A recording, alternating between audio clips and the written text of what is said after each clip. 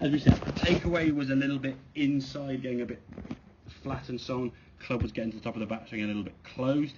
So your compensation from what was a closed club face there, pointing up the sky, required you coming back in, leading with this left arm now, left arm pulling away from the body there as we can see, and just blocking it straight. It would go low because that left arm doing this too much obviously reduces the loft.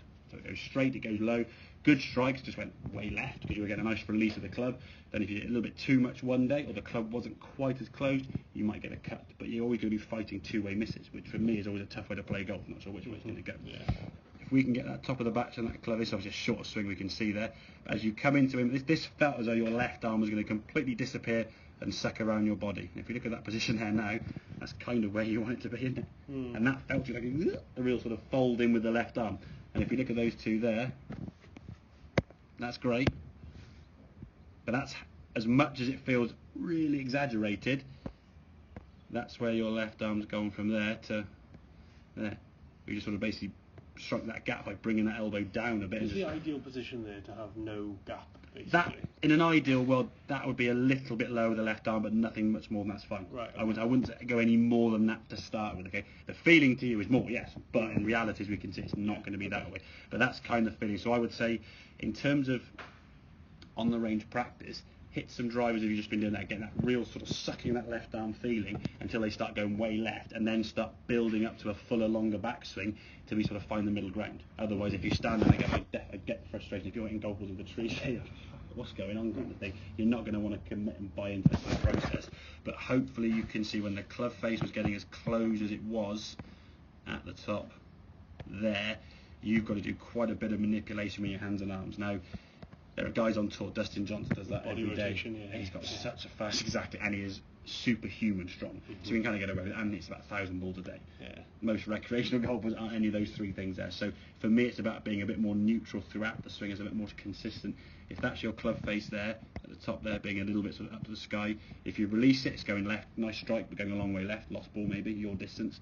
You either block it to target, go straight but lose distance, or you block it more and you lose the ball even further right. It's a two-way miss, it's always difficult, okay? Get the club face what feels. So again, even if it feels a bit narrow through the ball there, your left arm sort of disappearing a bit later here, hence why your follow-through looks a little bit sort of stuck around there.